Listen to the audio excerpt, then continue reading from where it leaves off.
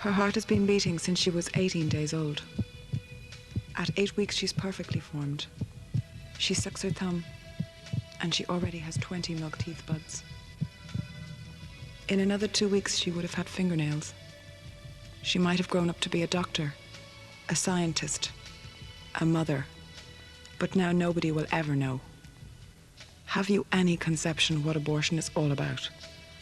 This message sponsored by Project Truth, a youth defence project. That 30-second ad was part of a campaign called Project Truth, organised by a group called Youth Defence. The ad, which may seem inoffensive and even truthful to you and me, was banned by the government. The IRTC, the government body who enforced the ban, said that the ad was banned not because of its contents, but because of the aims of its sponsors, Youth Defence. So who are Youth Defence? In this programme, we ask why they were founded, who they are, their aims and their achievements, and why they think you should join them. Youth Defence is in fact only 5 years old, formed after the aftermath of the X case in 1992. Niamh Nic Mhúna is one of its founding members. 7 of us came together in February of 1992 to form Youth Defence as a direct result of the X case, which we felt was being used and manipulated by the media and by pro-abortion campaigners in an attempt to legalise abortion in Ireland. And we saw a well-orchestrated and organised campaign screaming for the blood of Irish children, and we felt it was time to put an end to the madness. It was time for the voice of young people to be heard against abortion.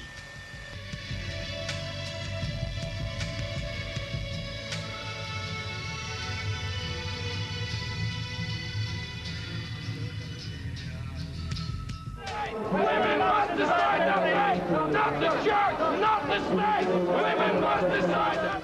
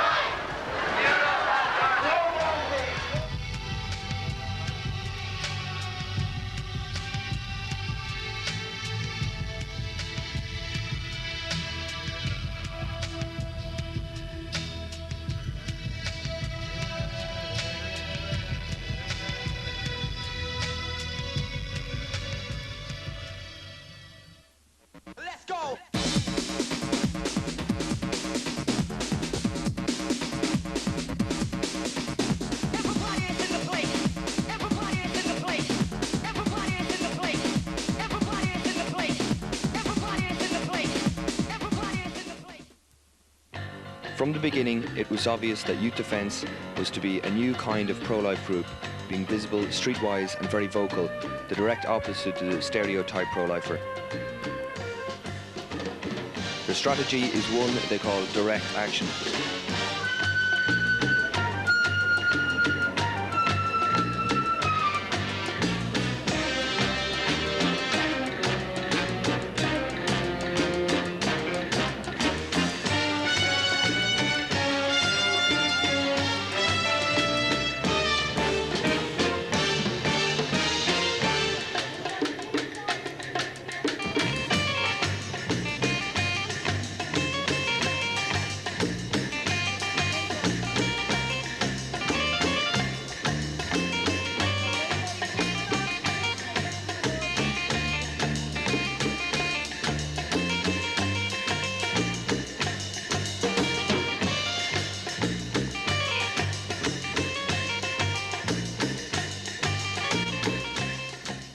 The most important question for Youth Defence, and one would imagine for the unborn children they are trying to protect, is how effective is this sort of work?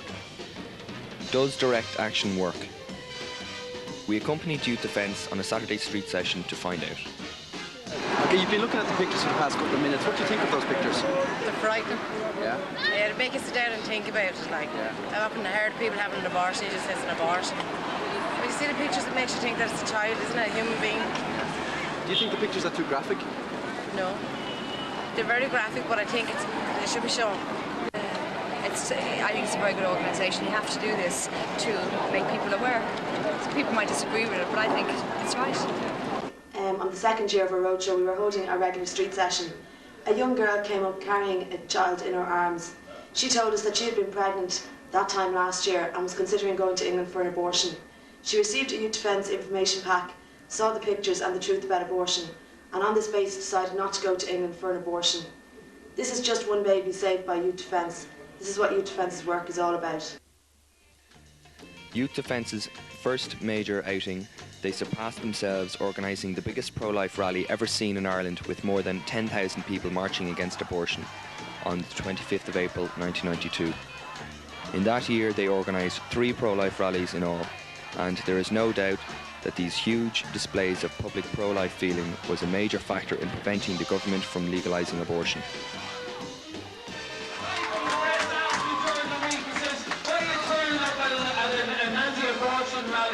I said there's 3 reasons why.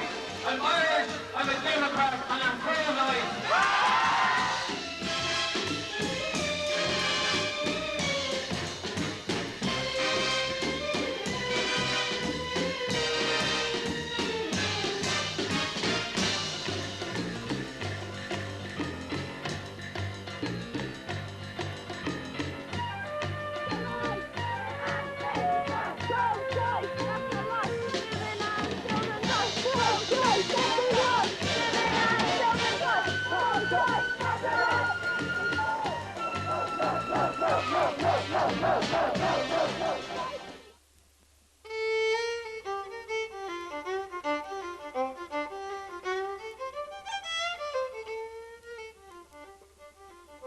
Youth Defence's strategy of target picketing forms a major part of pressure tactics they say are necessary to legally protect the unborn.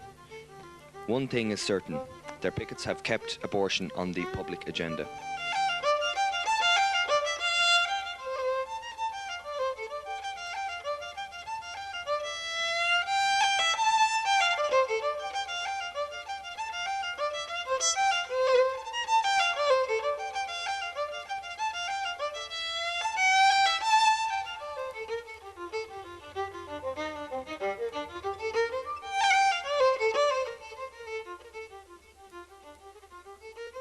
Information! Murder! Abortion is! Murder! Abortion is! Murder! Abortion is! Murder!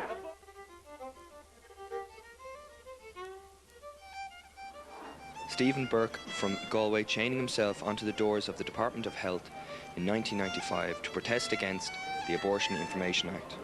Whatever else, their protests are innovative and different, ingredients Youth Defence say are essential to capture public attention to their campaign.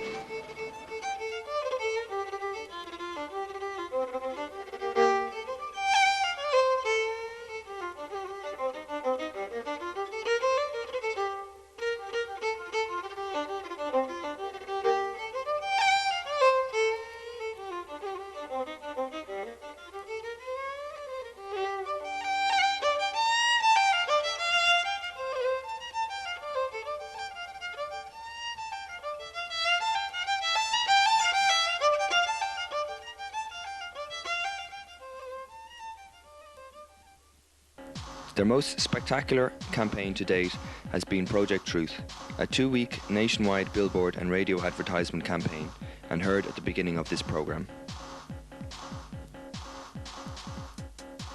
Youth Defence were launching a new anti-abortion advertising campaign.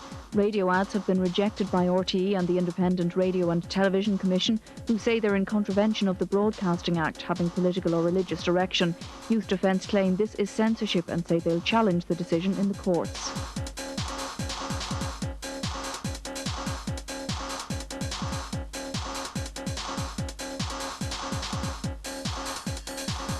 And if Project Truth was a spectacular step in Youth Defence's campaign, it is certain that the group has become more sophisticated. They publish a bi-monthly magazine, Solace, and produce a wider range of leaflets, posters, videos, CDs and badges covering all aspects of the abortion debate than any other pro-life group, and they have produced a sellout single, Truth. But Niamh Nic Fahuna says that their single greatest assets remains the same. Youth Defence's efforts to recruit young people to their cause was given an unexpected boost when they were granted a private audience with the Holy Father in Rome. On August the 4th, 1995, following the Pope's private mass in Castle Gandolfo, he received Niamh Nic Fahuna and John Heaney of Youth Defence and discussed their pro-life efforts, telling them to continue in their apostolate and be courageous. And here's what the media say. Bright-eyed, well-spoken, good-humoured, driven by that fierce, inspiring, transient, youthful determination. Sunday Press. Educated, articulate people, the vibrant voice of Ireland's future. Evening Herald. Most visible of the anti-abortion groups, fearless, commitment beyond doubt. Irish Times. Youth Defence reveals our hypocrisies and what we do to our unborn. John Dreenan, Sunday Independent. On the offensive, but not off the wall. Kerry McCarthy, Evening Herald. What is an average Youth Defence member? Amongst these we met were students, unemployed, accountants, engineers, musicians, secretaries, chefs, barmen and nurses, a diverse grouping joined by a common cause. We asked them why they joined. Well, I joined Youth Defence as opposed to any of the other pro-life groups because it was obvious that they were the most active and the most vibrant of the groups. They were fighting the anti-abortion battle every day rather than just at the times when certain crises occurred. And over the last 5 years, Youth Defence has continued to work on an almost full-time basis to fight against abortion.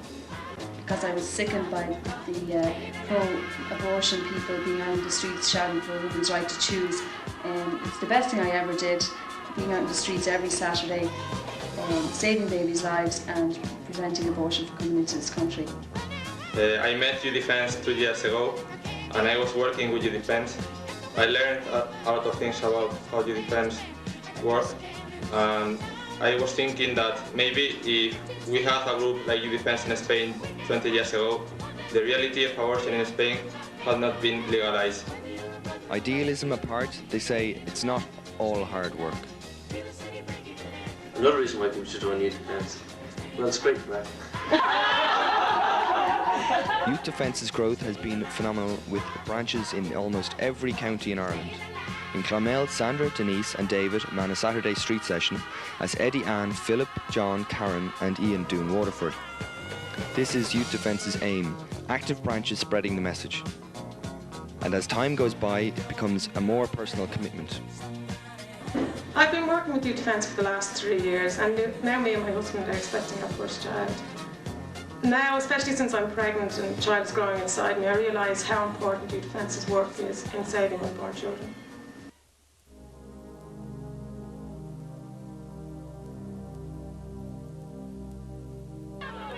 These are all committed young people whose dedication you must admire. In fact, their work was so effective that the government introduced the Public Order Act in an effort to outlaw youth defence campaigning. It must be said that in the long run, despite threats of fines and imprisonment, it acted as no deterrent to youth defence. No to police state! No to police state! No to police state! No to the bar! No to police! These people are entitled to be here to display whatever photographs they're entitled to display, just in the same way as far as I'm concerned. Sinn Féin are just down the street here protesting about political prisoners. They're entitled to display, as far as I'm concerned, any material which is relevant to their case and to their cause. So to me the issue is not whether I support or I do not support abortion. To me the issue is free speech. I continued in my work despite being arrested, because the work that we're doing is so important. Every day you're out in the street, you could be saving a life, and this is more important than anything else, than a couple of hours in a cell. Pro-lifers in other countries have faced even greater punishments than youth defence, because in their countries abortion is legal and any efforts to campaign against it is deemed illegal. Noelia Garcia, a French model, knows of this at first hand. She came to Ireland as a guest of Youth Defence to share her experience and to lend her support. Our next guest is lucky not to be in jail tonight. She's had to pay almost £4,000 in fines. She's had a total of more than 2 years' worth of prison sentences suspended. but a further offence may well put her behind bars. When you see her, you'll wonder, how could all of this befall a beautiful young woman whose face was her fortune, modelling in Paris for the likes of L'Oreal and for the top fashion houses? Quite simply, the reason is that she's one of France's leading anti-abortion activists. She's sometimes dubbed the lipstick commando. Will you welcome, please, Noelia Garcia.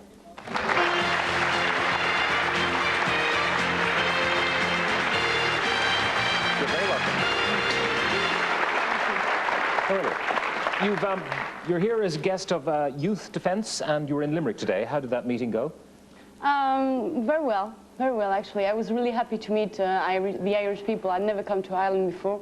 And for first time, I think it's really nice to come here to see my friends who are fighting against abortion. Noelia is a confident and articulate speaker in defence of the unborn children. At Youth Defence's national conferences and media courses, they aim to produce speakers of the same calibre. Well, it's not violence he was worried about. Maybe it was perhaps that when people, the Irish people, would look at Patrick Pearse and would look at Bertie Ahern, they would know the difference. Oh, maybe it was. No, I'll come back to you. Our points are quite long enough, I think, and I think really, Alan, if we're going to discuss this in a mature fashion at all, you should stay off the childish jokes. That's not a joke. That's first start, okay?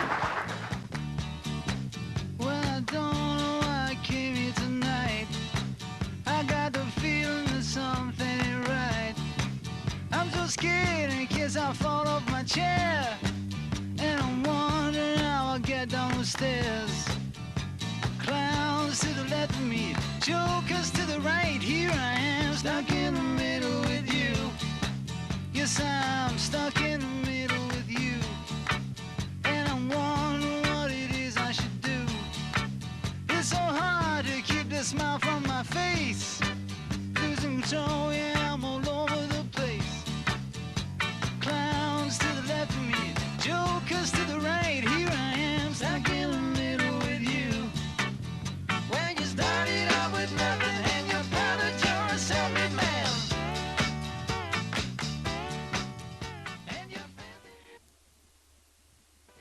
When we started Youth Defence, all our work, all our campaigns had a sense of urgency about them. Because after the X case judgment in the Supreme Court in 1992, people felt there was a real threat of abortion being legalised in this country.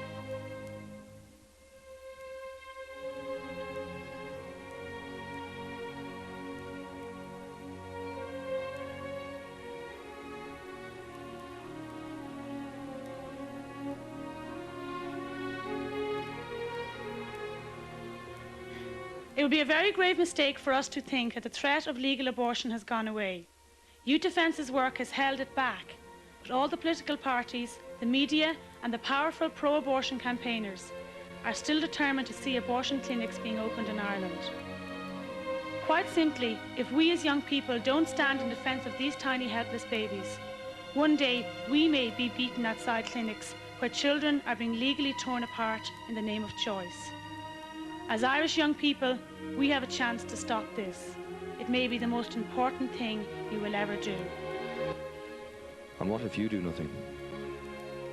Babies will be murdered in this country, and you will have to live with the realisation that you could have done something to stop it, and you didn't. Well, when you've opened the cervix, how do you remove the fetus? We use some forceps. Bit by bit? Bit by bit.